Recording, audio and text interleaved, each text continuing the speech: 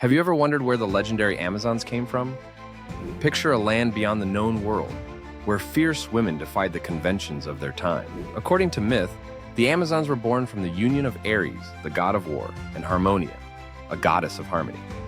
This unusual pairing birthed a tribe of women warriors who not only fought with unmatched skill, but also lived by their own rules. Residing in a land where the sun kissed the horizon, these women trained fiercely, honing their skills in archery and horseback riding. Their existence challenged the very fabric of society, where women were often relegated to subservient roles. The Amazons became famous for their incredible feats, even encountering legendary heroes like Heracles and Achilles. In their stories, they fought fiercely, not just for survival, but for the right to define their destiny.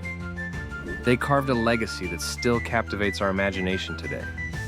As myth entwines with history, the Amazons remind us that strength and courage come in many forms, and their story is a timeless testament to the power of women who dared to defy fate.